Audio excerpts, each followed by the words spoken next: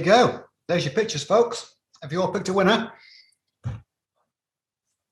I haven't yet, but I'll get there as we go through this lot. So shall we start with the first one, which is a really nice bridge. The theme tonight is water, I understand, and most of the images have got a good amount of water in, but mine is not to judge whether it meets the criteria of the subjects. I leave that to your competition secretary. If they put it in, I will judge it.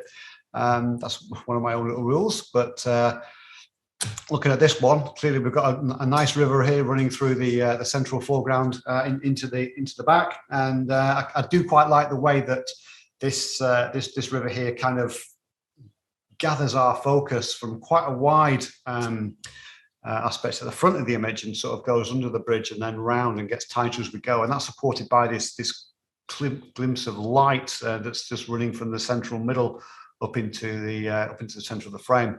The bridge itself, tons of detail, and there's a nice leading line, I think, that goes across this bridge to the tree that's kind of just leaning against the bridge as well. So you've got kind of two conflicting leading lines, but I don't think that's an issue. I think that works quite well. It just creates a little bit of interest. The only thing I would say that kind of lets this down a little bit is as you've gone up through this river, there's nothing really at the end of the river in that kind of central space to kind of hold your gaze, to keep your attention. You kind of just get to there, and then you go off around looking for something else. So there's lots to look at, and your eyes don't easily settle on one thing at any time. I'm going to give that one a 17, please. Mike Atkinson.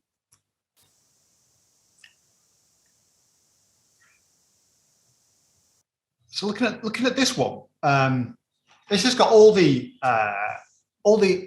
major components to make a really great image. We've got a leading line that goes, from the front round off into the distance. We've got a nice bit of supporting sort of foliage on both sides that keep your eyes really focused on that sort of middle distance. You've got the towpath going up the side. You've got the person. I think it might be a lady, but you've got a person with the red jacket on, and that kind of holds the gaze. And I think that works really well. So if you compare this one to the last image, you are led to that person in the red in this one, and that is the focal point. And whilst you move around, you do keep coming back to that person.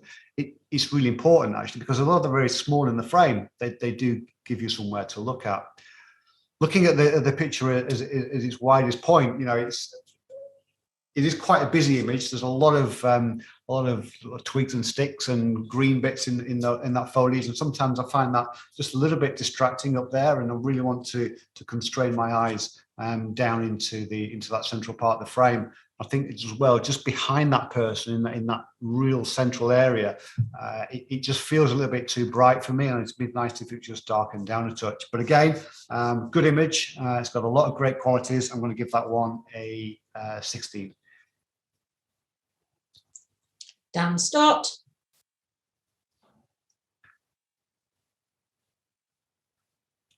Gotta love a nature picture, and this heron's just been caught and take off, and we've got a little splash from where his legs have left the water, a little bit of reflection as well, and it creates a really interesting picture. And the shape that we get from the heron, from its beak right the way down to where it leaves the water, you get this nice diagonal flow through the frame.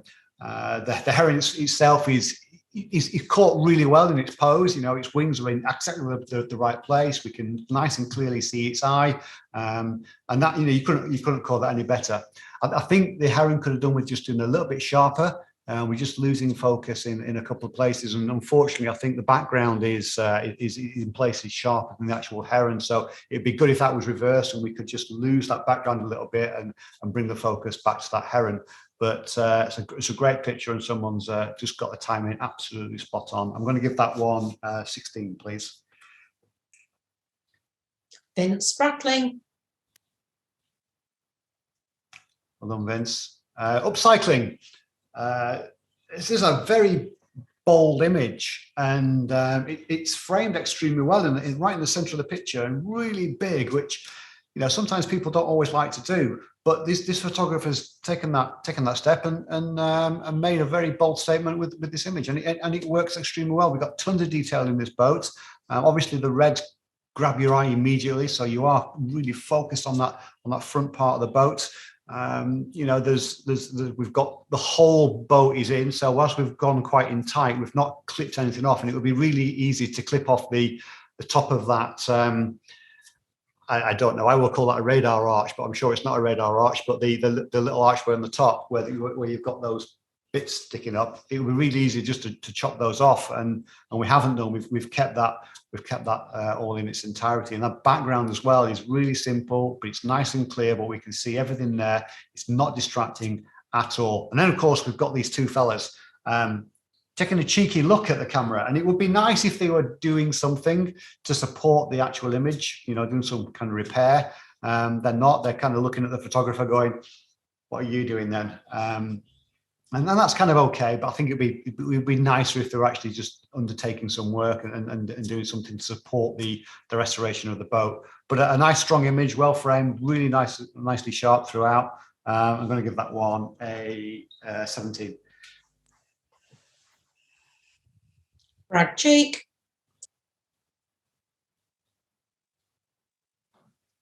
Golden Rays. Now, do you know, I'm glad I've got a second screen here with these images on, just because sometimes Zoom doesn't always deliver them as well as sometimes see them, and this one just seems to have lost a little bit of color on Zoom for me. So I'm kind of going to judge it between the two screens. Both are calibrated. So what we've got here is we've got this great sunburst behind the old lighthouse down the south coast, I think somewhere. Is it Burnham or something? You know, and that's created these great rays that are coming off. Someone keeps ding dong. I don't know if that's me or somebody else. So those rays are really coming from behind the lighthouse, and it's Burnham on Sea. Thanks, Gary.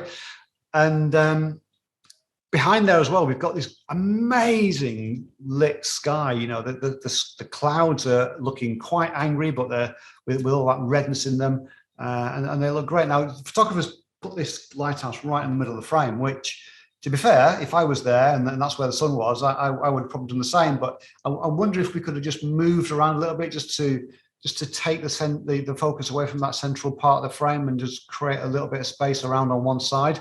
Maybe we could have lost a little bit on the left even. But I think, you know, looking at the colours, the colours are fantastic. But because you're shooting into the light, I think the bit we're looking at, the foreground, the lighthouse that we're looking at, is actually quite dull and is really quite flat. And I'm not too sure whether we could have done something even in post just to kind of bring that back to life a little bit. But I'll give that one a 16. Mandy Foreman. I'm going to hold on to that one, please. Dewdrop.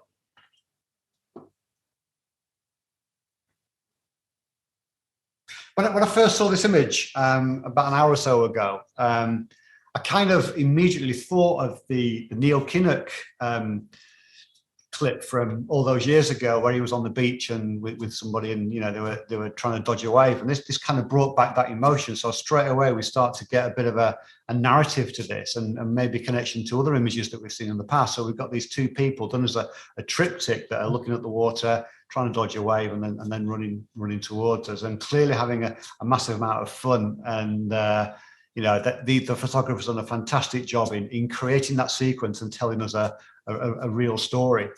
Put together as a triptych, I think it works extremely well. The way it's been put together, overlapping across the frame, I think works extremely well. If I was being a little bit critical on the placement of the images, I would have said that if we look at the space between the guy on the right-hand two images, from his back of his rucksack to the side of his body on the right-hand side, it's quite a big space there. And we've got on the top left the image is kind of crashing into his arm a little bit, and it'd be nice just to kind of create a bit more space on in that top image, and maybe just move things along a little bit so that the images were a bit more equally distanced. But I think the placement is good, tells a really nice story, and I'll give that one a 17. Alan Phillips. Well done, Alan. Look at the amount of detail on this wreck. It's absolutely amazing. They've all those barnacles that we can see, the seaweed, the inside the wreck. We can see the reflections of light coming through the wreck itself in the pools.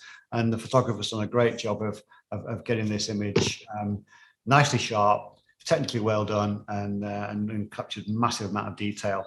And stepping back from the image, we've got this band of brown and this band of blue above it, with obviously the sand and the sky, and then we've got this one element that of the boat that kind of just breaks that line and goes through into the sky. And I quite like that we're just bridging that gap between the two elements, and that's great. What I would say is, though, it's one of those images where there's a lot of detail, but it's not easy for us to rest our eyes and see where we should be looking. It's a nice record shot of this wreck, but there's for me there's no real narrative to it, and there's no real focal point that we can just focus on.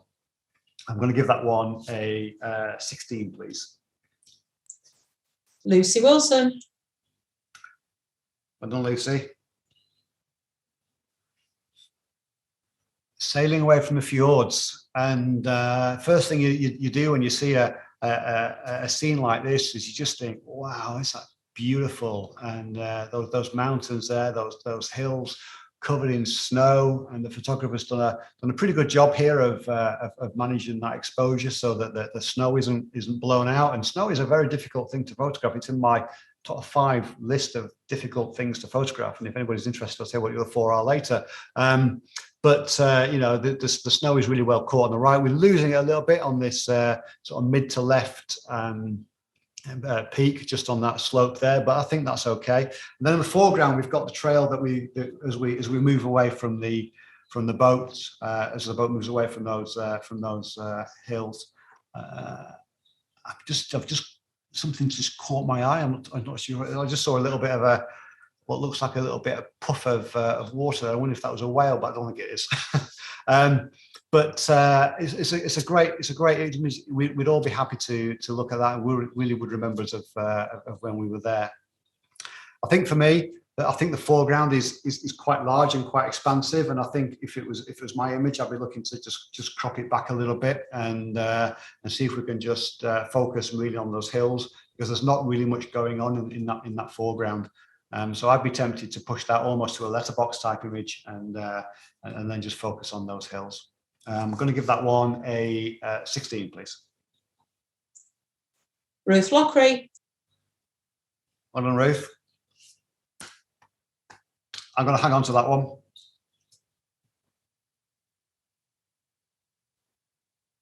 I think on first glimpse, when you see this image, it's absolutely amazing. I mean, we've managed to capture the guy on the board. He's clearly just coming off, and he's taking a dive into the water. And the photographer's done a fantastic job of capturing that. He's relatively sharp, and there's a little bit of movement in the water, which we would expect. The board is relatively sharp, and the sea he's not really getting in the way. Of course, we've got this nice grounding in the sea in front of us. We've got the wall of sea behind him, and then it goes off into the distance. I think, unfortunately, with this image, I think the processing or the recovery of the processing from the original image has been a little bit unkind to the photographer, because we've got this guy that looks quite red in his face and his hands, and I'm sure that's not totally natural. And I think at points it's just a little bit soft. So down at the bottom of the board, I find this water here, the movement in that water, quite distracting and a little bit soft with the board itself, and that's just a shame.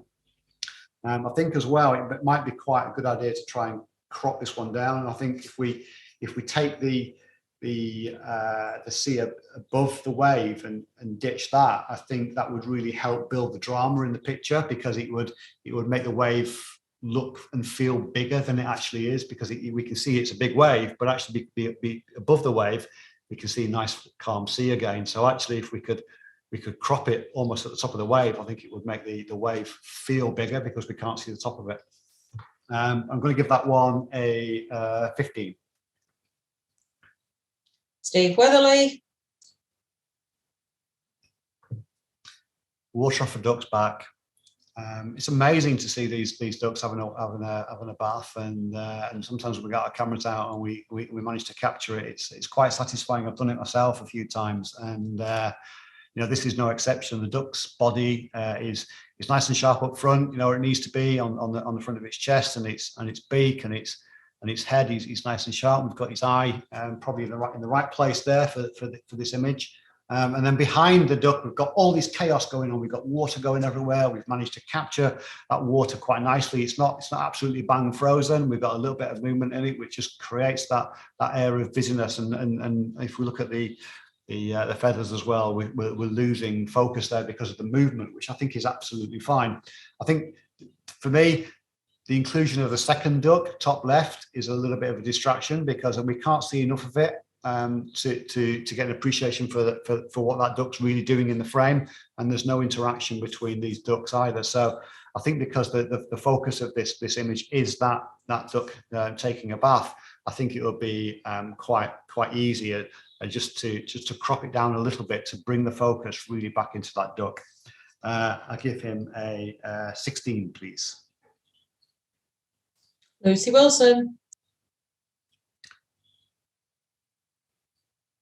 So this waterfall is really well caught. I think if you look at the composition of the image, it's absolutely 100% in the right place. Just on that right hand third, you know, the water's coming down. We've got some lovely movement in that water as it falls. We've not gone too far, so it's all streaky, but we've not left it so it's super sharp either. It's got a nice bit of movement, so we can see it's falling down, and then it goes into that pond at the bottom and then just drifts off real left hand side of the frame.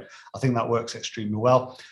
We've got some really nice light on this left hand side that's coming into this. I guess it's like a little cove where this waterfall is, and that light is just really nice. It's sort of just catching on the rocks and the leaves on this left hand side as we get towards that waterfall.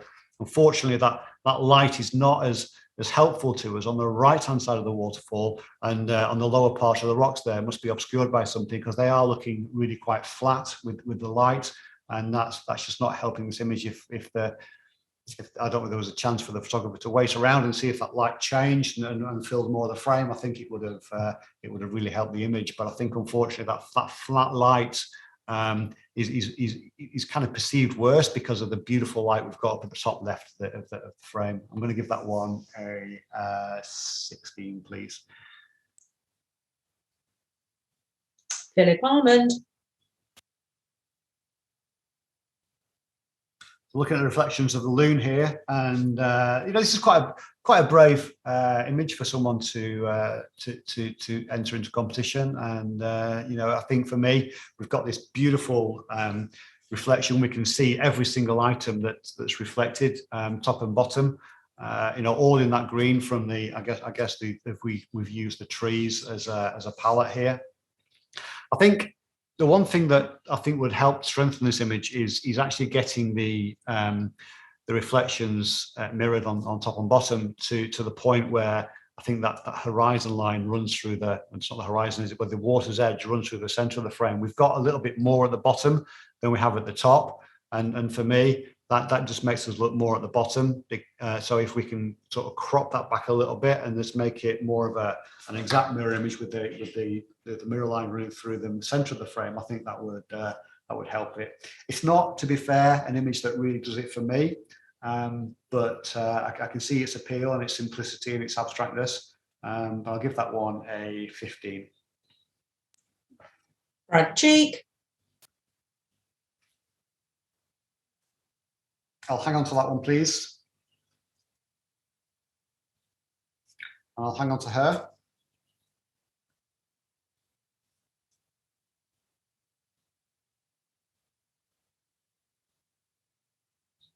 I'm tempted to hold this one, but I don't want to hold too many. We want to hold it as well. We'll come back to it. We're going for a holding streak. Hold that one.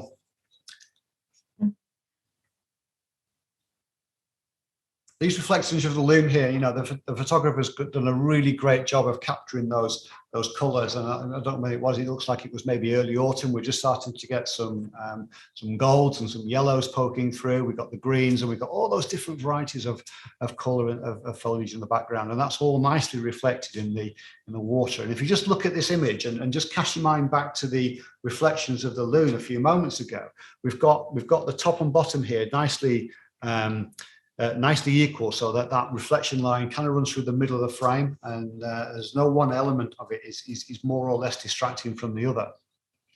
I think, you know, the light on this image has been really well captured. It was very kind to the photographer on the day. We've got this beautiful light hitting these central area trees, which become our focal point, and I think that works extremely well. If I was being really picky, it'd be nice to have something in the water there just to break it up a little bit, but you know, like a duck or a little boat or something, doesn't matter, but just something. I don't think it's necessary, but it will be just a nice finishing touch for me. But I'll give that one 17, please. Steve Worrell.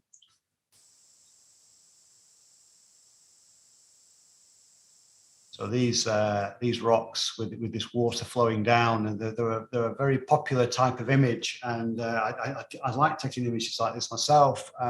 You know, we've got the water running from left to right, which is the way we read, and so apparently that's the best way to do it. And as we go through there, we can see as we try and follow the tracks of the water as it goes over rocks and down bits, and we can see this little eddy here that's it's kind of a bit of a focal point because it is the brightest part of the image, and our eyes do tend to go to the lightest part of an image. For me, it's going to that little white eddy on that bottom left third. For me, I just find that just a little bit distracting, and because it's quite a big area, and it'd be nice if it was a little bit smaller in the frame, but I don't think that would be easily possible. But everything else works extremely well, actually, and you know, I don't think there's a lot we can do to improve this image, but I don't think it's going to go very far in the competition. I'm going to give it a 15. Ken McGrath. I'll hang on to full flow, please.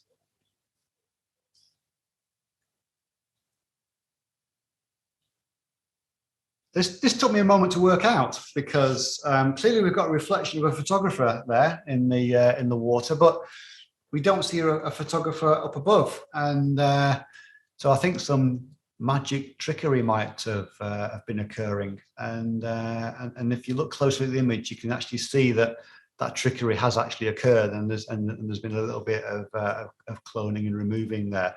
But that aside, it's a really nice idea where we've got half of a reflection and then clearly something missing, and something to make the old grey matter work, make us think a little bit. You know, just a tripod and then a tripod with the photographer as well. And as we look at that tripod, we've got this really long shadow running back, which again does not include the photographer, although maybe that thicker line might be what was left of the photographer. But a great idea, and I really do like it. I think a little bit more care around the cloning process up at the top would just help tidy that top section up a little bit. I'll give that one a 16, please. Steve Weatherly. Carved by water. I'm not totally sure where this is, but we've got a little gorge not far from here actually that runs north of sort of Bury and Rochdale area, which looks a little bit like this. And I'm sure there's loads of areas around Lancaster area that are like this, where you've got these steep sides. We've got these, you know, lots of trees, lots of rock, lots of green, and then a river running through. And what we've got here is this. Oh, it's in Snowdonia. We've got this river that just starts in the distance and moves towards us. We've got a little bit of movement in that water. We can see not a massive amount of movement, but it's a little bit of movement just to take out the difficult bits. Sorry, I'm reading the text that's on the screen as well. I shouldn't be doing that.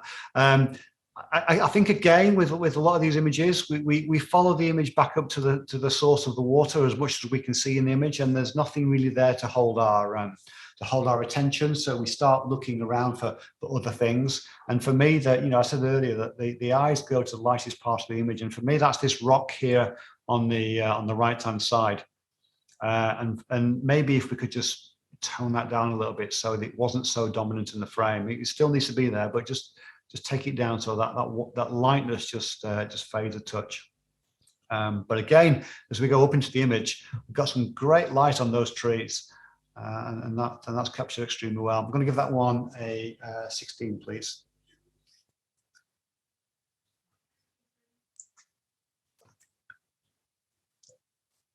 You think he's worried that it's about to get bopped on the nose by that pole. You know, great action shot straight away. I'm going to hold it. Next, please.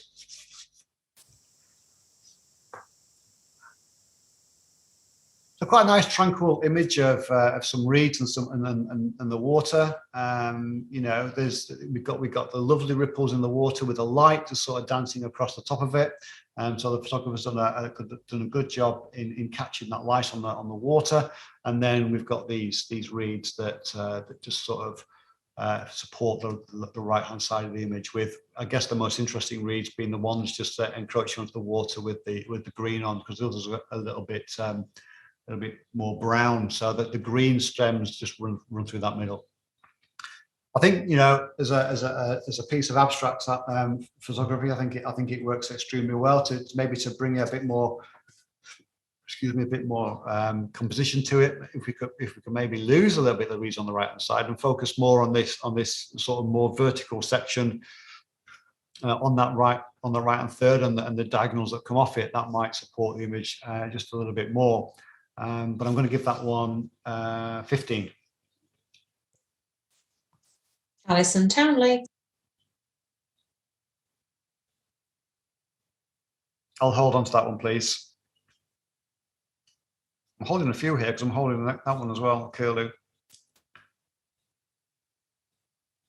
I love the symmetry in this image. You know, I do like symmetry in photographs, and what we've got here is the two rails that both start on the outside edge of the frame and then move down into the central part of the frame, and there's a massive amount of symmetry there, and then we've got this angry water at the bottom that awaits us, and the only thing that breaks that symmetry for me is the shadow.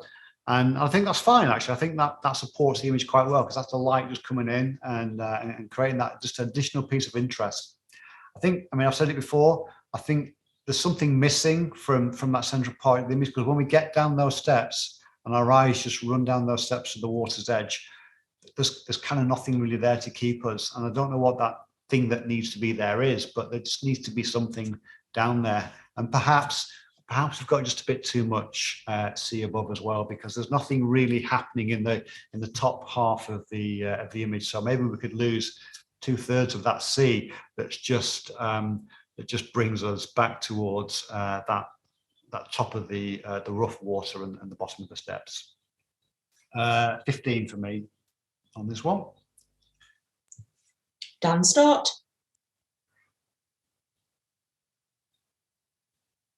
Arguably a really simple picture, this one, but actually well taken, and really using a really nice color palette. We've got this amazing leading line from the channel on the right hand side that takes us down to that pole, little mast, and as we go up the mast beautifully just clips the horizon and goes into that sky. It could potentially have gone a little bit more, but it breaks that horizon, which I think is really quite important. It's not interfered with by any of the background, which is all nicely dealt with and quite subtle. And then as we come back down to the bottom, these leading lines take us down to the end of the little breakwater rocky area. I think for me the focal point is a triangle on top of that mast, and that's where my eyes kind of go to each time. But I love the color palette on this one. I think it works extremely well. And I'm going to give that one a 17, please. Alison Townley. I'll hang on to the splash.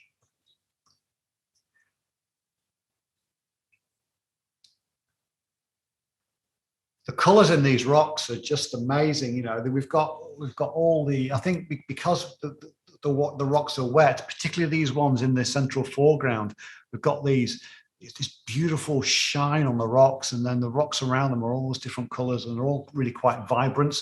And then there's the waters coming in. We've got that mistiness that's done from a long exposure. And I think that's really helping this image, and just really allowing us to be a little bit ethereal almost with the water there. And then that's supported really and framed by this rock, almost a jetty, isn't it? That goes out into the sea. It's got a really lovely feel to it, this image. And I think the color palette as well, particularly the blues and the grey and the greys and the browns of the rocks working together. I think being a little bit critical, I think the left-hand side, the far left, gets a little bit busy, which it's almost an image of two halves. We've got the nice softness of the water on the right-hand side with the kind of busy pebbles on the left-hand side and all the different colors. And maybe, I think they need to be there, but I think maybe we could just trim that back a little bit and almost go to the right-hand side of that first big rock, just so that we can see that there's pebbles there, but we're not distracted by them. I'm going to give that one a 16, please. Ken McGrath. Just look at the color palette on this image. I mean, I know it's sunset, and we do tend to get those goldens, reds and yellows at sunset, but the color palette on this image is absolutely beautiful. I'm not totally sure where this pier is actually. I feel like I'm going to try and look it up because it looks really interesting. And you know, we've got it coming out from the right hand side onto the island, and we've got, again, reflected by the sun, has created this beautiful light, and we've got glimpses, we've got little chinks of light from it may not be glass anymore, but well, it looks like glass in there. Some nice shadows, and then above that, really simple sky, really simple water, and then a little bit of foreground interest. That's great for me. And I think if it was to improve it a little bit, I think the tops of the buildings on the island are just a little bit too aligned with the background, and I don't know whether the photographer had the ability here to go down that slope towards the water a little bit, just to lift those buildings almost into that central sky area, and to break that background, or whether to go the other way and go up a hill slightly, so that there was a little bit of water visible between the top of the buildings and the background. Probably going down the hill would have been a bit easier. But a great image, and I love the coloration. I'm going to give that one 17, please. Mandy Foreman.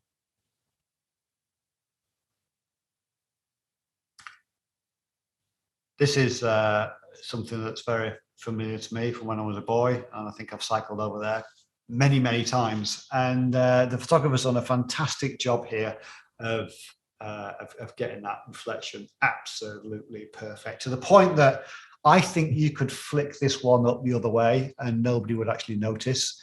In fact, if you flick it the other way, I think these bushes down the left-hand side would probably look like trees sort of dropping in from the top. And I think that's how good this reflection is, that you could probably not tell the difference if you flipped it. From a photography perspective, well taken, lovely and sharp, tons of detail. Does it lack something somewhere in the image? I'm not sure it does. I think it stands up as on its own. But yeah, it's a really well taken image. I'm going to give that one 17. Vince Spratling. Another lovely, warm, golden image from a sunset, and the sun's right in the center of the frame, or just above the center of the frame, and is right, front and center. Coming down here, we've got this canal with these two lovely swans in there. The canal looks absolutely serene, and the reflection from the sky is absolutely beautiful. I think where the recovery process has not helped the photographer here, if we look along the tree line, we across the horizon, we're actually starting to get a little bit of a halo, and I'm not too sure whether that's just a little bit of over processing, or whether we could just tweak that back a little bit. And I think we've got the same to a bit of a degree just on this right-hand bank here. And they're the two things that just catch my eye because they're quite light in comparison to the rest of the image. But it's a really lovely composition and it's really well taken. I'm going to give that one 16, please. Philip Almond. And here we are under the bridge. I think this may be Lancaster. I'm not totally sure. But the photographer here has got the bridge lovely, really nicely just framing that canal, and we've got all the detail in there. Sometimes we see bridges that are just black underneath, but in here we can see all the bricks, all the mortar, the moisture that's coming through. It's taken extremely well. We've got a little bit of movement in the canal, which is really nice to see, and don't often see that with canals. And then we've got this leading line that is the canal path that takes us under the bridge and through to those buildings at the back. We've got those nice starbursts, which we used to see a lot with film photography. Don't see them so much these days. So I'm not sure whether that's a starburst filter or something, or it's just the way it's come out, because they sometimes do that. But we've got that to really catch our eye, and then just to keep us judges really happy, we've got a red life buoy in the background that just settles our eye. So that's a great image, just really well taken. I think for me, I think these twigs at the bottom left, they're just a little bit distracting. I don't think they necessarily need to be there. I'm not too sure we could just clone them or crop them, but I think the top half of that image where the towpath goes through into those lights and to the background works extremely well. I'm going to give that one 17, please. Peter Kay.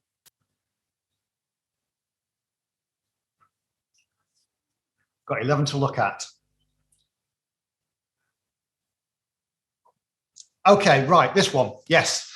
Do you know what? This is a little bit abstract. It's we know it's a leaf, but I think there's so many components in here that make it interesting, yet at the same time, it's just really simple. And when you sit back and have a really quick glimpse at this, it's got the beautiful shape. It almost looks like a hummingbird, just sort of perched there with its beak in something. And I think that's really a great quality of this image, because it reminds you of something else. The photographer has done a great job here. This is a very dark leaf, almost black. There is lots of detail in the front of this leaf. There's just a little bit in the middle that's gone purely to black. We've got a lovely reflection in the bottom of this little drop of water, and many more there on the web. Great image, just love it. Just a shame we've just lost a little bit of detail in the middle, but other than that, it's a fantastic picture. I'm going to give that one 18.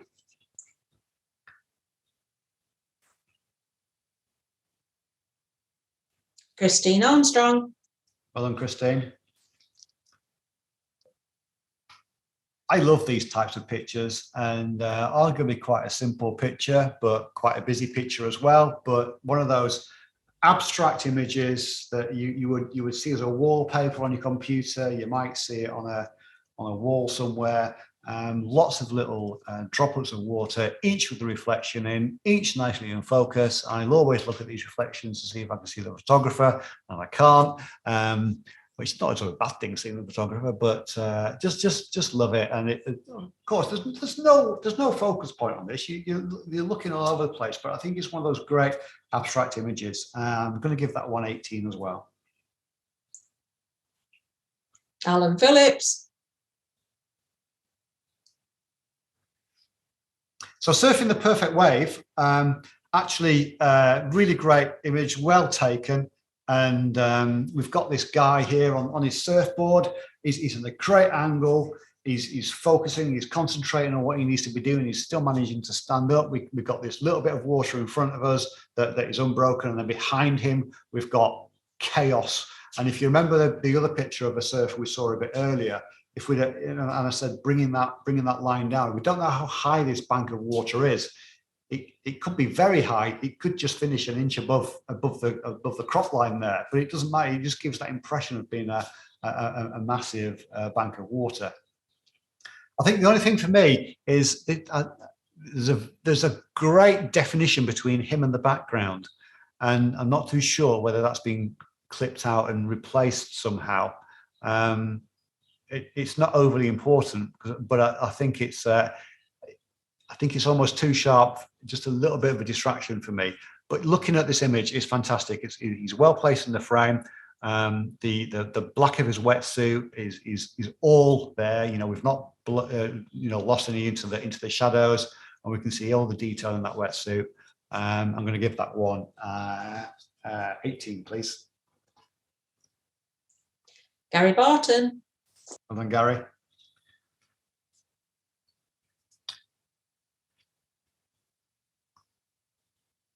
So having been up to Rydal quite recently, and it can sometimes be a bit of a trek to this cave, depending on what the weather's like. And this poor girl's got in her ballerina outfit, and managed to keep it all clean. Or whether she got changed there and managed to keep it all clean is a real triumph. But the composition from the photographer is great. We've got that reflection.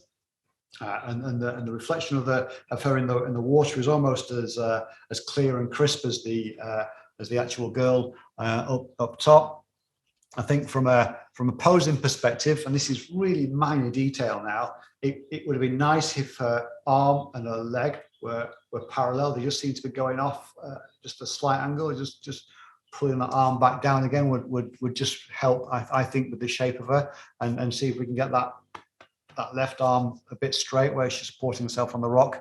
But I think that the color of her against that background is fantastic. I think the only thing that stops this image from me becoming a winner is the fact that we've got her leg going behind that rock, and I think it would be amazing if we could get her on the rock, so we can see her foot, because I think just cropping that off has just created that little bit of distance between the original of her and the reflection.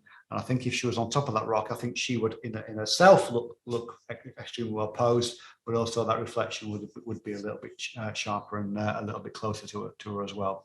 I'm going to give that one a 19, please. Ruth Lockery. I do like this image for its color palette and its arguably simplicity.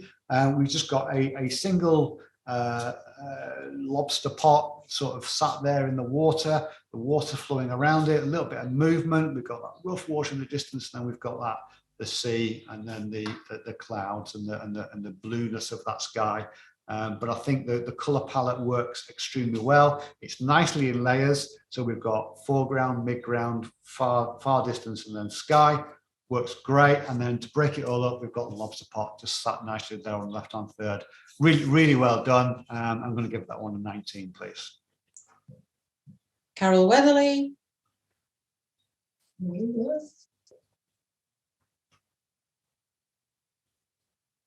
And in its absolute simplicity, the photographer here has gone into 3 or 4 little rocks, got quite close, and the lovely long exposure really captured the sharpness, the glossiness, the reflection of water, the wetness of these rocks perfectly well. They're in a nice sort of triangle shape, and in the middle we've got this water that's just mystically flowing around due to the long exposure. And in doing that, we've got some areas of almost white, but we've not really created a real blowout area, which is great. And we've got enough detail in those rocks just to create a little bit of interest around. And where we've got, particularly this rock on the bottom left, we've almost got some purples coming through there as well. Absolutely beautiful colours. I'm going to give that one a 19, please. No, 18. Sorry, can I change my mind? 18. Thank you. Sorry. Kirsty Railton.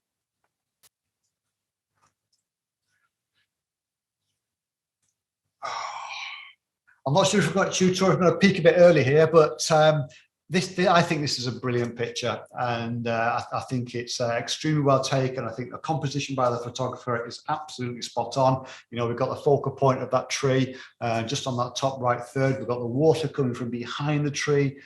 through the frame and out through the bridge. We've got that movement in the water that we can see. It's a very busy, a very busy river. There's a lot of water moving around here, but that exposure time has just allowed us to slow that water down a little bit, just to give it that kind of milkiness, just to see those lines. And then beyond that water, we've got the moors, we've got the cloud, we've got the mist just sort of obscuring some of the hills a little bit. I just think that's a beautiful and well taken image, and that is at the moment it's my first 20. It might not be my only 20. Carol Weatherly. Well done, Carol. So I love this expression on this guy.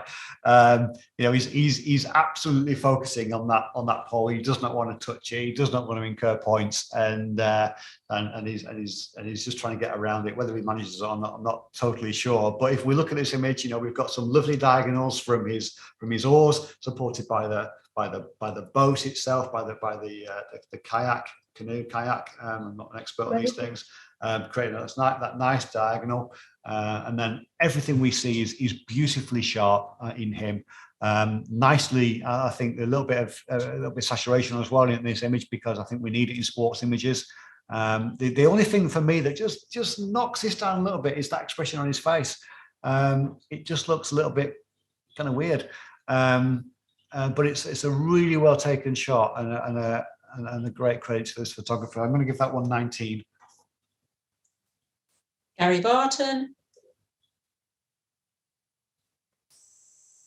Well, Gary, this is another one. I love the colours in this image, and it was easy just to take a canal shot and publish as it is, but the photographer here has worked on the feel a little bit, and we've got this kind of this very dark boat that looks kind of old. Almost got a bit of a dark side to it in terms of its feel, and then that's reflected in the bridge behind, and the coloration of the grass and even the lady there, and it's just from a palette perspective, it's pulled together, I think, really nicely. There's a lot of dark in that boat. Nowhere in that boat is it completely black. We've got detail everywhere. We need to have that.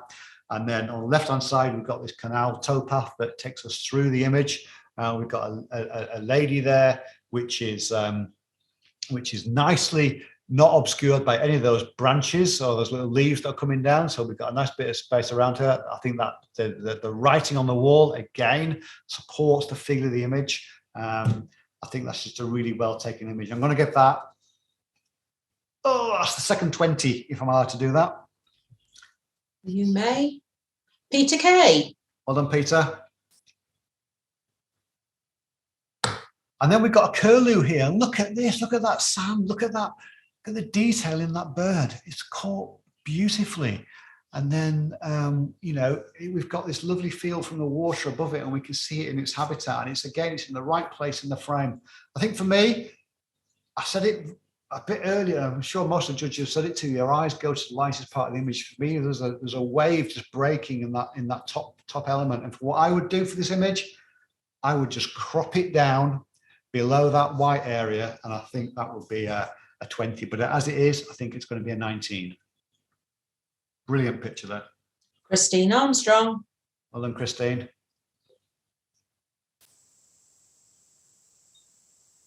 This one's a bit of thought, promotes a little bit of thought, doesn't it? Because we've got a splash here, and splash photography is quite popular. The photographer's done a great job here of getting that splash and capturing it and getting all the detail at the top, and then at the bottom we've got what we would think is under the water, but it's got this kind of smoky feel to it. And you start, is someone playing with my mind here? Is it the other way up? No, it's not. It's the right way up. But is this two photographs that have been put together? It's really thought-provoking image, and it's beautifully sharp. It's got a lot of interest in it. It's a very interesting take on a water drop photograph. I don't think it is water actually, but maybe milk. But whatever it is, I think it's worked extremely well. I'm going to give that one 19, please. Kirsty Railton.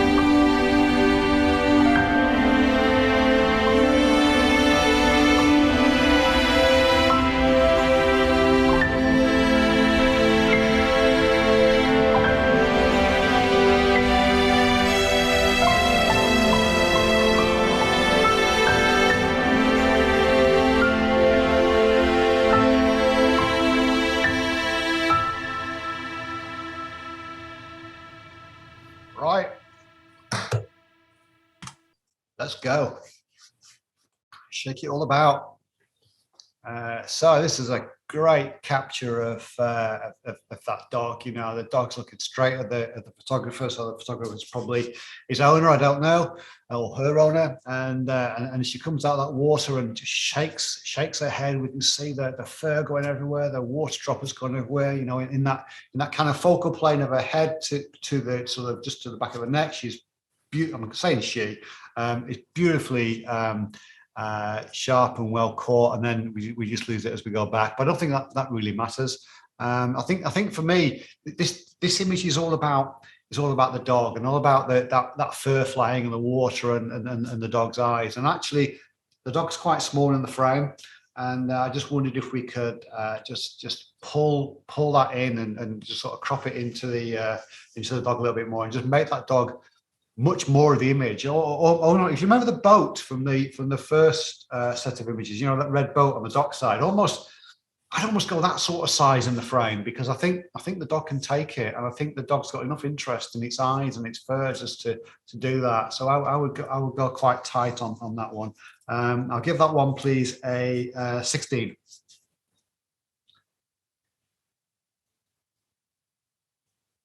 Ruth Lockery. I do love the ethereal feel that you get from this image. You know, it's one of those. We know what it is. It's a cascade of waterfalls, but it's got this almost abstractness to it, hasn't it? The water in those straight lines as it drops down from the top and comes into the rocks, where it's then starting to get lighter and flowing over. It's got this beautiful kind of feel to it. And that works extremely well. And I think and then that kind of rock on the bottom right hand side that's in like a little bit of a triangular shape, for me is that kind of key focal point, because all the water seems to be flowing down, and that's where your eyes tend to go to in the end. The one part of this image that doesn't quite work for me is the water at the bottom. And I invite you all to put your hand across the bottom of that image and just go up to where the white starts. And I think if you actually get rid of that water at the bottom, I think that image really improves. I think it really brings more focus, so that etherealness of it all. So I'm going to give that one a 16, please. Philip Armand.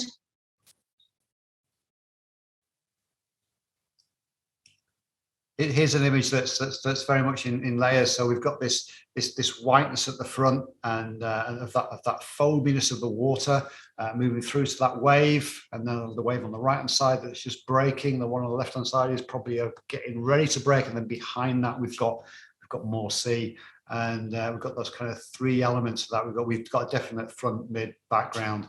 I think for me, you know, there's a lot of white on this bottom left. And your eyes are just all over that, and I'm looking at the little bits of foamy water that are breaking on the far left hand side, because that is for me the little area of interest in that high white, and the rest of it doesn't really get a look in, because your eyes are just brought back down to this white area. So unfortunately for me, I think it's the composition and the mixture of where the colour is that's not quite working for me. I'm going to give that one, please, a 15. And McGrath. So looking at this one, we've got I've got a really great picture of this boat. The boat is bang on the right place, and then we've got, you know, lots of lovely, interesting in the foreground with bits of chinks of light from the reflections on the water. And then into that mid-ground, we've got quite a few things going on. We've got some vertical masts, we've got some rocks, we've got another boat, and we've got another kind of marker post in that central space. But then as we move up through the image, we've got a lot of sky. And I'm going to say I believe too much sky, because I think there's that bright sky really is not adding anything to the image. The image is down below. The image is about what's happening here on the beach, about the boats and the rocks and the chinks of light. And so for me, that negative space at the top, which can sometimes really work, I don't think it's working for us in this situation. So I'd be tempted to almost letterbox on this, and then go in letterbox. We might lose a bit on the right hand side to bring the focus back to these two boats. But for me, the focus is those two boats, and the sky's not really helping me push me down into those boats. I'll give that one 15, please. Dan Stott. We'll hang on to Apple Fizz. We'll hang on to Wast Water.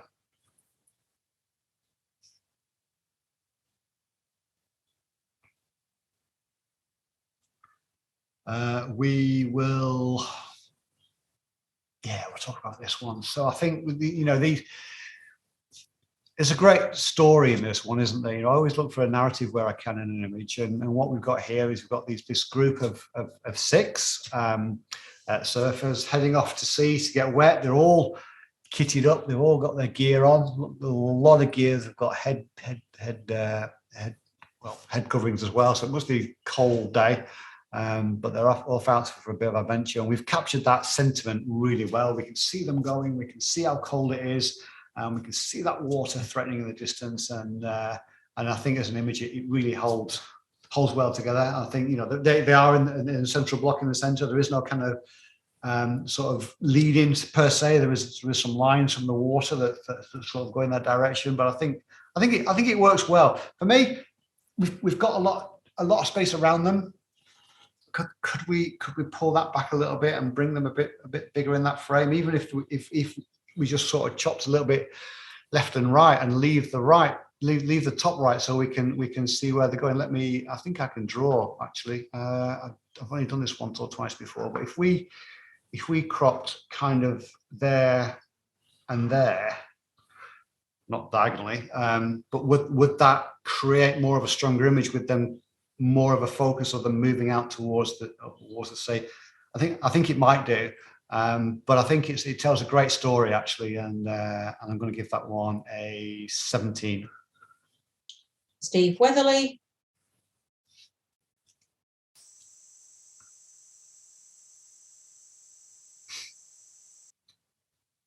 Dolphins always have a smile on their faces. And this one's no exception. And if we look at this one, it's an optical illusion, but this one looks like it's got a really long body and a long tail, because we've got the head of one and the tail of another one behind it, and I think that looks quite comedic actually. It's great to photograph dolphins when they're jumping around the boat, and this is no exception. What we've got here is quite a dark image. We've not really got that much areas of light or whiteness in the frame, and I think that kind of creates this sense of being quite a dark image, being quite almost a rough water, quite not so kind of light and fluffy, which dolphins are. They're playful. They like to be hopping around and swimming through the water. So this one feels quite dark and dull, just because we haven't got those chinks of white in there. I think we've maybe got a little bit too much space around the dolphins again. I think we could have cropped them in a little bit closer if we've got the detail in there. But I love the expression on that one, and we've caught that extremely well. And he's nice and sharp, and he's got a nice separation from the water behind him, particularly on his dorsal fin. So I'm going to give that one a 15, please. Lucy Wilson. We will hang on to the coot. Another one of those abstract images which makes you think, which makes you look at it and go, what exactly is that? We've got this horizontal line with drips coming off it, which is really interesting. Again, we can look at the drips, we can kind of see what's in there. Not too sure exactly what it is, but we've got this. We do have this shape in there. Is that a photographer? I don't know, but they're nice and crisp and clear. And then above that line, we've got something else going on, and I'm not totally sure what it is, but actually from a visual perspective, it's very appealing. We've got these very much two halves. We've got the business of things potentially falling on the top, and then beneath it we've got things about to fall, and beneath that clear space.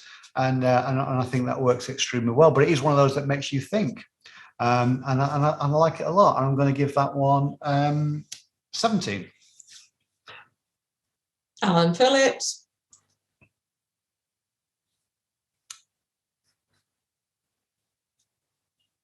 So looking at this one, we've got that. I think that creating mono images has that ability to kind of bring out the things as they age, and that detail of things almost not in great condition. And this boat here, that the hull of this rib doesn't look in great condition. It looks kind of a bit old and tired, and the conversion to mono has really helped to really sort of pull that out. And then if we look at the actual boat itself on the little sort of windscreen sort of area in that central space, you know, it doesn't look as old as the rest of the boat, which is interesting. And you know, we can see through there, we can see around it, and I think, you know, looking at the shape that supports that from the jetty, and this small jetty, it almost looks like a passerelle, but as it comes out from the side, I think that frames the boat nicely in the frame.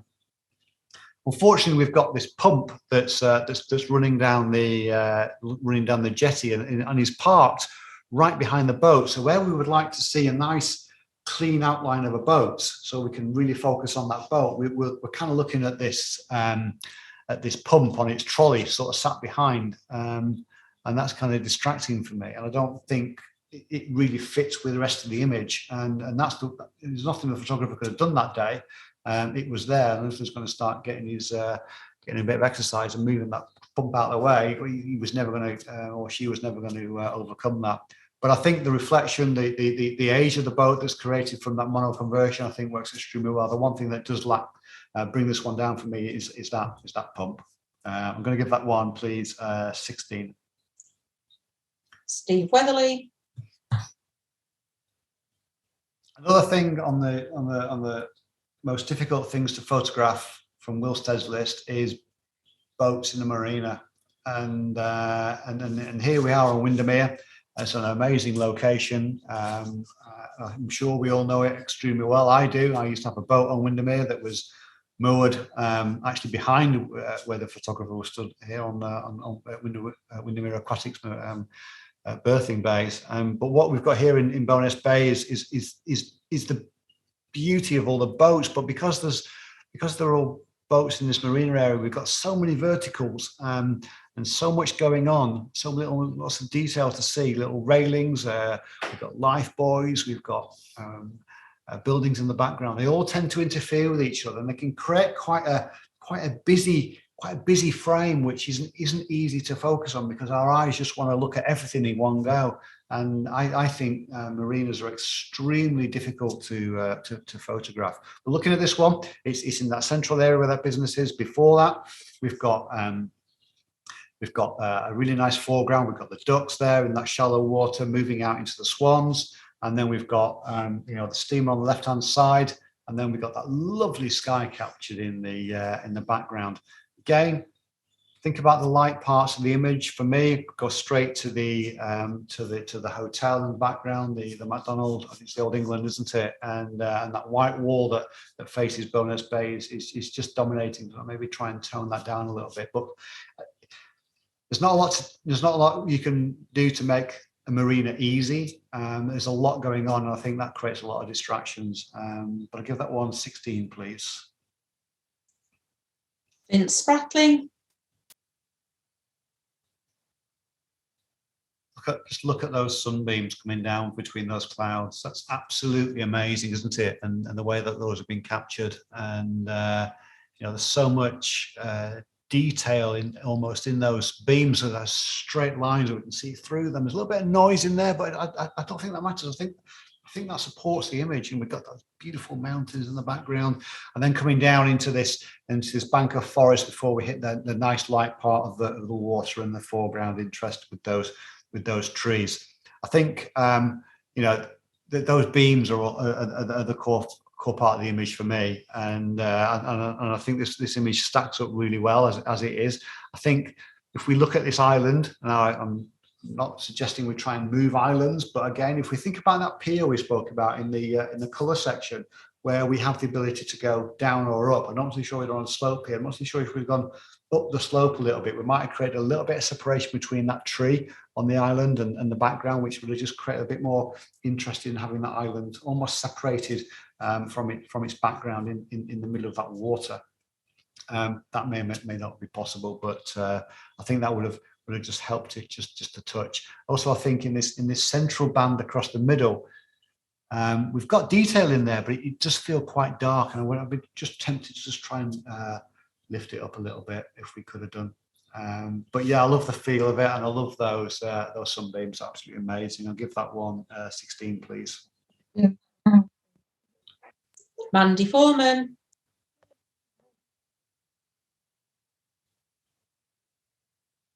I'll hang on to that one, please.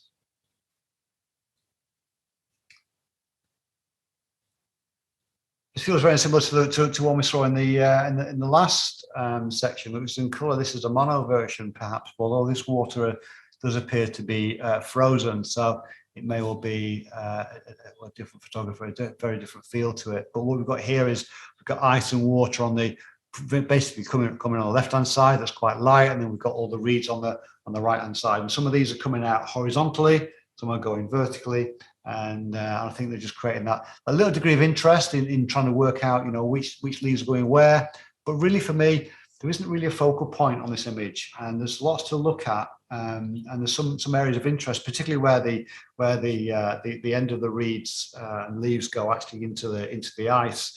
And particularly in this bottom one on the bottom left, where we've got 4 or 5 leaves coming off this one stalk. But I just think it just needs a focal point for me, and that would improve it. I'm going to give that one 15, please. Alison Townley.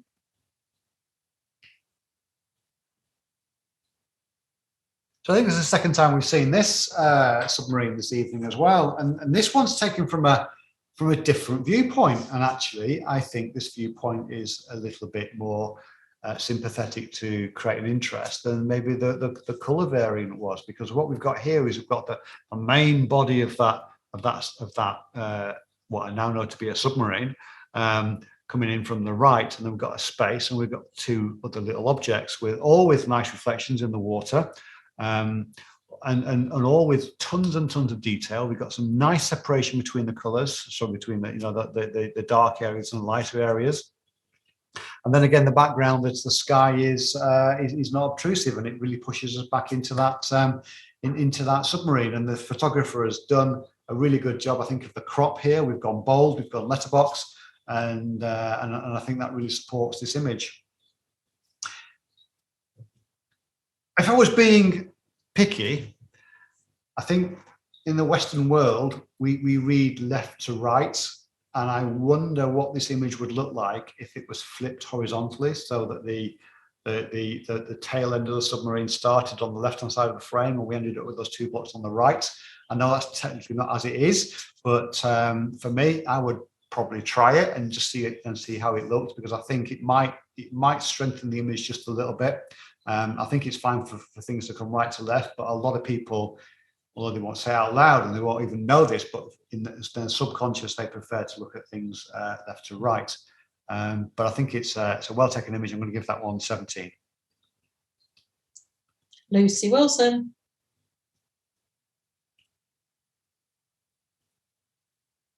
Waving, not drowning. I'm not totally sure. This might be a composition. It's a very interesting image. We've got sky, we've got lightning on the right hand side, a nice chunk of lightning balanced on the left hand side by this hand coming up from what looks to be cardboard cutouts of waves. But then superimposed onto those waves, we've got actual waves, and that actual putting it together and making it look as it has been done is actually very clever, and I think the photographer's done a great job of that. From a narrative perspective, and trying to put this image together in my head, I'm not totally sure I understand it.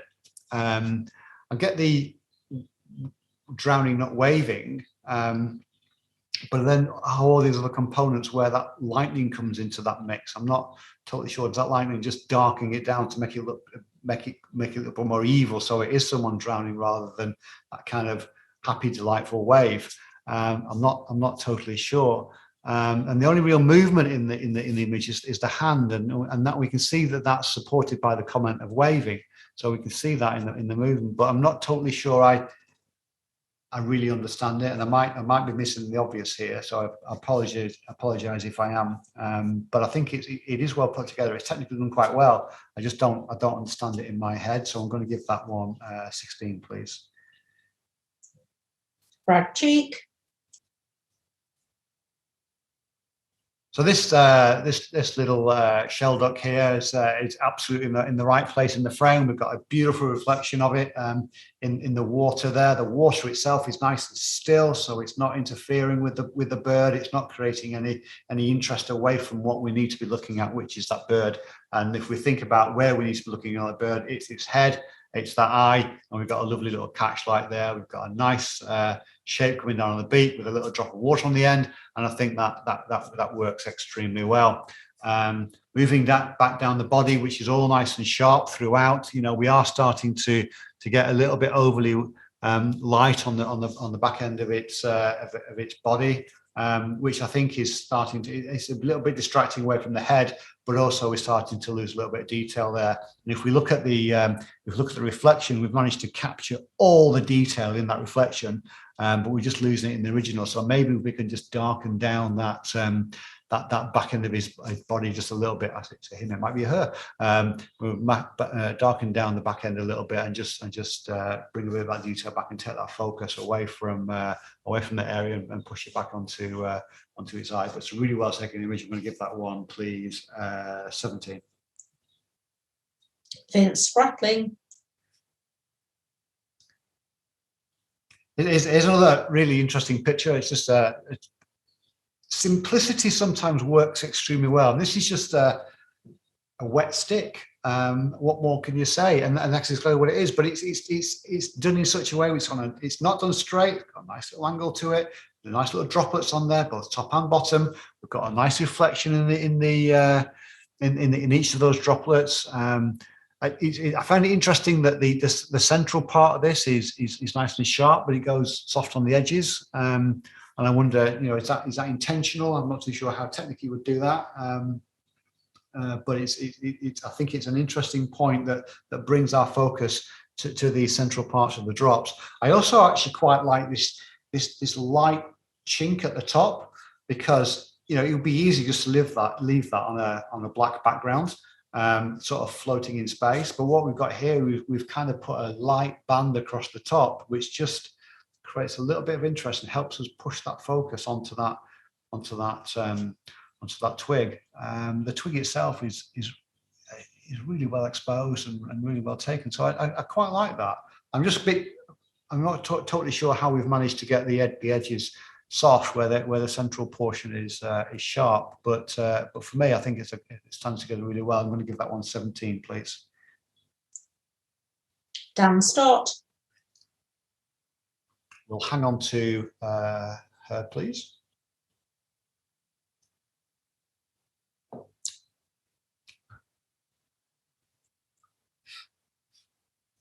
Oh, yeah. I mean, so this it's a beautiful image, isn't it? You know, we've got that woodland scene with the canal running through, the towpath, and that person just running bang on in the right place. I like the light in the background that's kind of creating that misty view as it comes into the frame. We can see the trees there that are just starting to get lost in the mist. And as we come further forward. I'd rather not answer that. Oh, Alexa's talking to me. Shut up, Alexa. Sorry, I don't have an answer for that. Oh, you will in a second when I turn you off. There we go.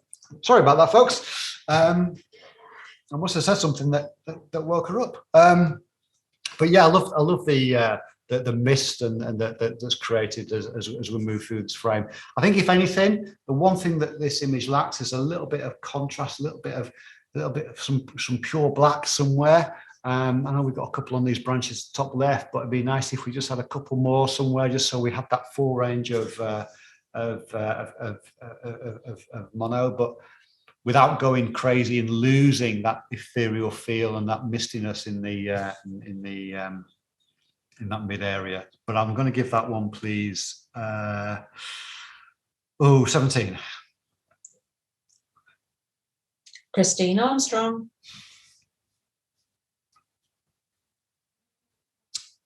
Here's a Glasson Dock. Know it so well. I go there with the kids still.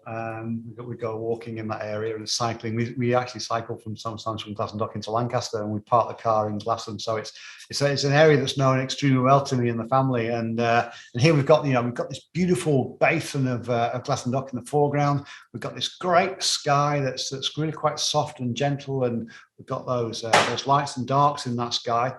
And then in the middle, we've got the marina of the boats. And if you remember what I said about the Windermere image, it's very busy. We've got boats next to each other, poking in behind each other, big ones, little ones, masts all over the place. And it's a very difficult thing to photograph a marina or actually pull out an area of interest that is your focal point. And for me, I think probably the focal point is probably this boat that's in the middle, maybe the one, the little sailing yacht to the right, perhaps.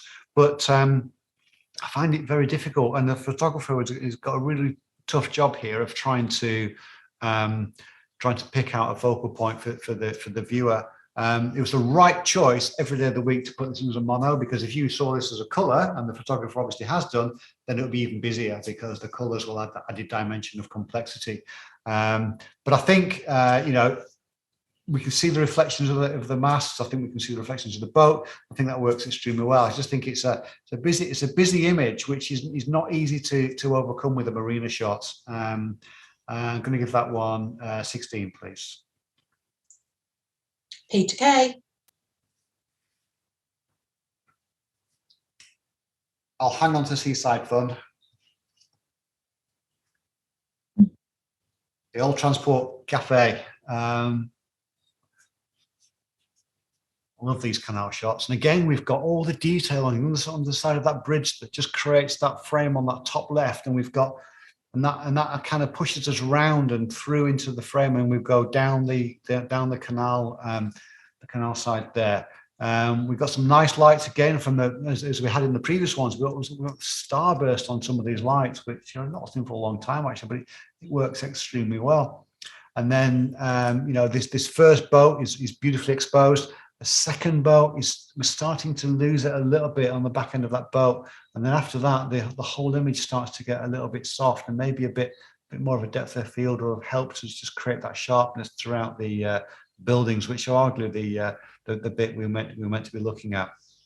I think it's a shame we've got the scaffolding up here. Not a lot you can do about that. It is as it is. But I think in that main part of the image, it's great. We've got plenty of detail in those in the pub there. I'm going to give that one a 16, please. Peter Kay. Hang on to the porthole. Back in Arnside, and looking at the way the sun and the light is just capturing the water there and really making it come alive with all those little chinks of light, and arguably quite a big chink of light as we move between the two. I want to call them peninsulas for the sake of a word. We've got this swoop that seems to start at the bottom left, take us out to the first peninsula, then in we go and out to the second one, and then off into the distance. I think the distance and the sky again really well handled. The sky is not intrusive at all. It's quite bland, which I think supports this image, and then that background is kind of hazed out a little bit as well, which I think brings the focus back to this first little area with the little beachy peninsula coming out. I think on the left-hand side, we've not got a massive amount of detail in the trees there and beneath the trees. I think there are some benches there, and I think there's somebody sat on one of those benches. I think there might be, but we haven't just got that detail and that clarity in that area, because I think if we had that, I think it would really improve the overall feeling of the image, because we could see somebody on those benches sort of looking out to the water and enjoying the rest of the image as we are. I'm going to give that one, please, a 15. Alison Townley. another piece of serenity here, and another water drop image, which I think is taken extremely well. We've got those rings which are nice, equally spaced between left and right, so the crop is in the right place. Sometimes you see these, and the crop is a little bit off center, and it just doesn't quite fit nicely. But this is quite nicely central, and the rings going around are equidistant from the edge of the frame, which works well. And then in the center, we've got this vertical splash with the 4 drops, and those drops are about as sharp as you can get, absolutely pin sharp. And as we drop down into the frame, we can actually see the reflection of that in the splash as well. Works extremely well, and I'm going to give that one a 17, please. I think it could just maybe improve with just a little bit more definition in this bottom part. You know, we've got a nice top there with it being going to black, and I think if we just had it coming just a little bit darker in here, just to help it pull it in, I think that would be great. But Kirsty, well done. Kirsty Railton. These are the days when the weather service says to us, thou should stay inside because it's getting dangerous outside, and those people that go down to the beach are taking your life in your hands. Well, as photographers, that's the trigger for us to get our camera gear and go out, and you get images like this. You get the power of those waves that just come in and smack rocks, and you get these big bursts of water going into the air, and then somehow mystically and magically you get a bird just sat in the sky that looks like it's been sat there all day going, yeah, I'm just quite happy up here. And you get these amazing images, and this photographer's got this image bang at the right time, just as it hits that rock. And a second later, that rock would have almost disappeared as that water came down and the water flowed over the rock. So the timing here is absolutely spot on by the photographer. But I think we've got here, as we've had in some other images, we've got areas of quite light area and a very dark area. And then we see this one, we seem to go light on the left and dark on the right. And because of maybe where the sun was, we don't have a lot of light on these rocks. We've got a little bit of light on some of them in that kind of middle area, but this front rock and those back rocks, the light has not been kind to us, and it's quite flat, and we've not really got a definition in that rock. And I think, unfortunately, that just lets this image down a little bit. You know, the photographer's done a great job of handling those whites. You know, we're losing definition a little bit on the left-hand side of the big wave, but and most of it is caught extremely well. I'm going to give that one 16, please. Carol Weatherly. And here's another one. And I'm sure the weather people said, stay at home, don't go out, don't go in the water. But, you know, like all good photographers, stuff that there's a shot to be had here. And this photographer's got out and has got this shot. And the whites in this image have been handled really well, because if you look at that wave, we've got detail in those whites throughout, and we've not lost that at all. So that's a real credit to the photographer. And unusually for a stormy night, for a stormy day, whatever it was, we've got a clear sky. Might be replaced, don't care. It works extremely well, because I think that brings a level of simplicity to this image. And if we look at the jetty there with the little lighthouse on the end on that wave, and that simple sky, that's a great image. And it's simple, it's got some lovely shape to it, it's well caught, it's well exposed, and it works extremely well. I think beneath that we start to get busy. We've got the waves as they're coming in and turning over. We've got quite a little bit of movement in here, which is almost detracting from the sharpness. I mean, that lighthouse is absolutely sharp as you like. And then we have this band of water, and I'm not too sure whether we get the crop tool out and we get quite bold with this one.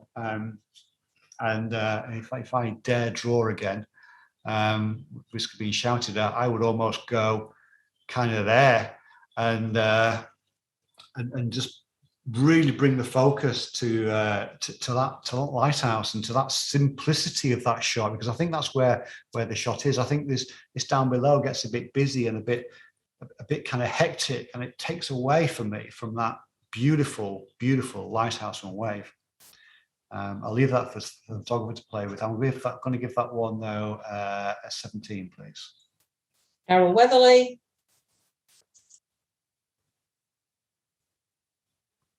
I'll hang on to those leaves.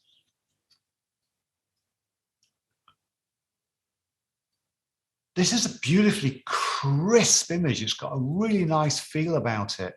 And I think it's got a great depth of range on the mono. We've got from the white of the base of his trainers and on that bag through to the darkness of the brick behind the umbrella and the back of the jeans, and we've got everything in between. And we've got, because things are a bit wet, we've got a nice sheen, a nice reflection on things. I mean, we can't see faces because they're under the umbrella. I don't think it matters. It kind of paints that picture, doesn't it, of two people protecting themselves from the umbrella. Are they vagrants? Are they just protecting themselves, having a bit of a rest? I don't know.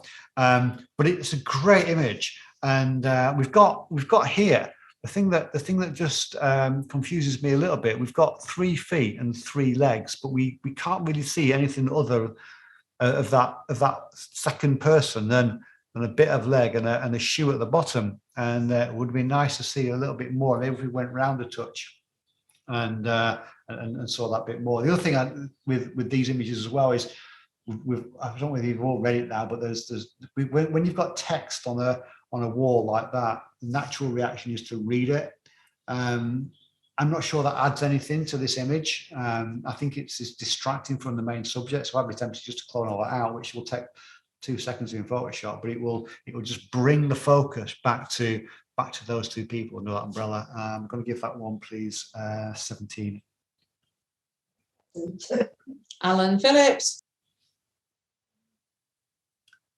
Elter water, one of our staples in the photography world, and this is a lovely scene. It's a rainy day on Elter water, looking at the droplets in the lake there, and we've got this lovely misty background where the mist is rolling over the hills. We're kind of losing the hills into the sky a little bit, and that's absolutely fine. And as we come over that kind of ridge in that sort of central distance, we've got clouds in the trees, and we've got a band of cloud between those in the valley between those two ridges. And I think that works really well. And then we've got this, it's quite a strong sort of wooded area with some light reeds in the foreground. I think that creates a nice separation. And then we've got in the real foreground, we've got these rocks and these birds. Now these birds, unfortunately for me, they cannot really support in the image, because one of them's well, they're both preening, but one of them's kind of got his head upside down, the other one's sort of tucking its head away. And I think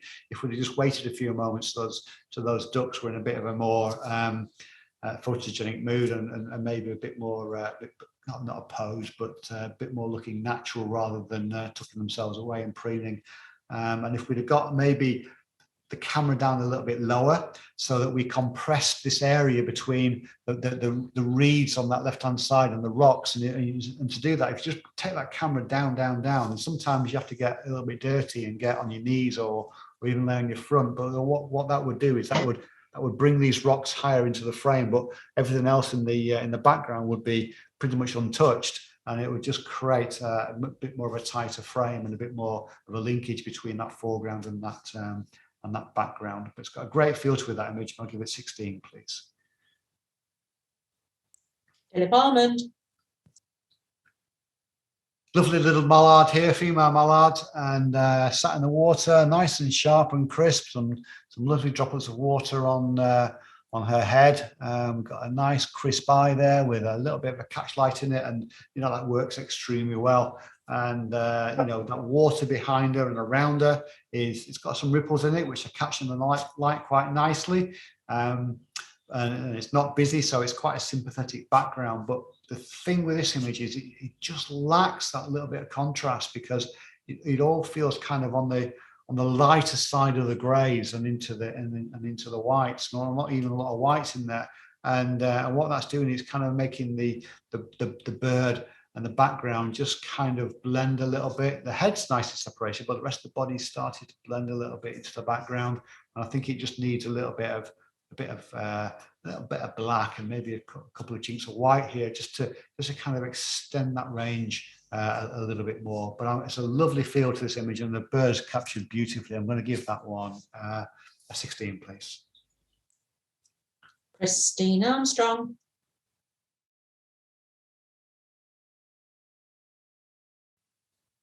Okay, apple fizz. Lovely. It's really well caught. You know, this apple was just placed in some kind of soda type liquid that's creating little bubbles of carbon dioxide clinging to the apple, and the photographers just managed to capture that beautifully. Actually, yeah, they are bubbles, aren't they? Sometimes you see this where people spray stuff, and but no, they look like bubbles, and that's done really well. You know, we've got plenty of detail in that apple. You know, it's a little bit soft on the face of it, but that's absolutely fine in this situation. I think it works really well, and I am going to give that one. I'm going to go 20. 20, please. Kirsty Railton. Well done, Kirsty. And looking at Wastwater, I think you know what we've got here is we've got a really nice, simple but cloudy sky that just drifts onto those hills in the background, and those hills create a beautiful shape. And I think that the base of that valley, excuse me, in exactly the right position so that it comes forward as we come forward onto those rocks, which are the focal point. And you know, so you come down the valley and forward. So the composition, excuse me, the composition for this is absolutely spot on. These rocks in the foreground work extremely well, well captured, and then another couple of rocks just to support them as well. I think what we've got here is I think this photographer's possibly gone a little bit lower than maybe the previous one did, and we've managed to compress that space between foreground and background. I'm going to give that one, please, a 19. Mike Atkinson.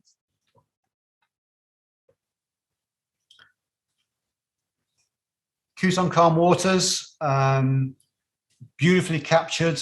Coot, very similar to the mallard we saw a few moments ago, but this one's actually got that contrast, got a bit more black in it. We've got the eye there with no catch light, but a little bit of chink of white in it from the bottom of his eye, and then on the front we've got that beak and the I don't know what we call the bit above the beak, but maybe starting to blow it out a little bit, but I don't mind that. The water around it is beautifully sympathetic. We've got a chink of reflection. It's nicely separated from that background all the way around the bird. I'll give that one a 20. Gary Barton. I think this bird's just really nicely in the frame. It's coming into land, and just got one toe, I think, in the water. It's just creating the slightest ripple, but that's been caught extremely well by the photographer. We've got its reflection there as well, and then in the foreground, just to create a little bit of interest, we've got these pebbles, but they're not overly busy. They're not overly distracting from the bird. I think, unfortunately, on the front of the bird, it's starting to get a bit bright on his chest, maybe on her chest, and I think it's okay, but we're just maybe starting to lose it a touch. But I think that's a well taken image. It's nicely separated, it's beautifully sharp.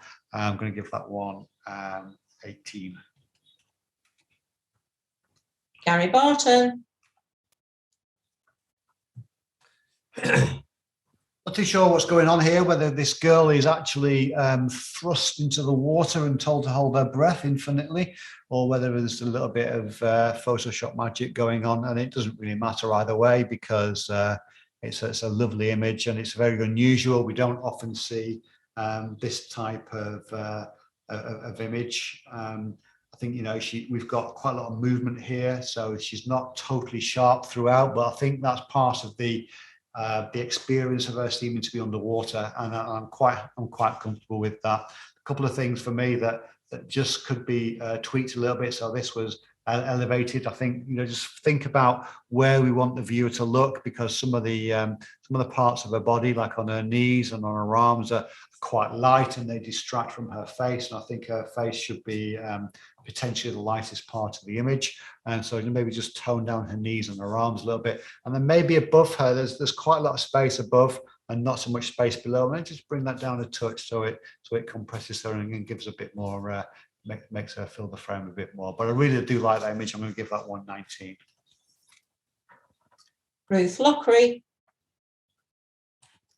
Seaside fun with this little fella, and just look at this one here. You know, he's beautifully separated from the water in the background. You know, we can see he's absolutely sharp as a pin all the way through.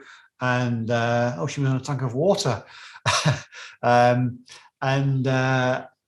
Brave girl, didn't drown her, did you? But this little lad here is having a lot of fun. He's got his bucket of water, nice little bit of movement as that water splashing out the front of the bucket. I think the only thing that lets this image down, and it's minor detail, is I wish he would just turn his head a little bit and look towards us, because it looks like he's focusing on somebody else. And maybe somebody else has got a better picture. Maybe that was where his mother was. I don't know. But it would be great if he was just turning around a touch. But I'll give that one 19 as well. Mike Atkinson. And here for this porthole, this is the kind of picture I love, because we've kind of got this blend of a pier. We've got tons of detail. We've got beautiful symmetry in that pier. We've got beautiful symmetry in the porthole, right down to the two cabinets on both sides of the bottom. And then we've got this boat there, and then a little bit of rope just to support that nautical feel, and just to help us just connect the porthole with the pier and the water. I think that works extremely well. And I think it will be just a nice little improvement if we just have a little bit more light on this boat, on this rope in the foreground, maybe just dodging and burning just to bring it out a little bit. But that's a great image, 19. Mandy Foreman. And then finally, some autumn leaves on ice. Arguably very simple to do. Get some leaves, get them in water, get them frozen, and then you've got some still life to play with to your heart's content. And I think these images work extremely well. And this one's got a nice light leaf on the front and a darker leaf behind it, supported by other bits of leaf, and then the breaking up of the ice behind that's going into the blackness. I think it works extremely well. We've got loads of detail. We can see the veins in all these in these leaves. This one at the front almost looks like a negative of the one behind it potentially, because it's got darker veins and white leaves, and the one behind it is darker leaves and white veins. But I think that they work well together. And that's another 20. We've got any left? Or we're done?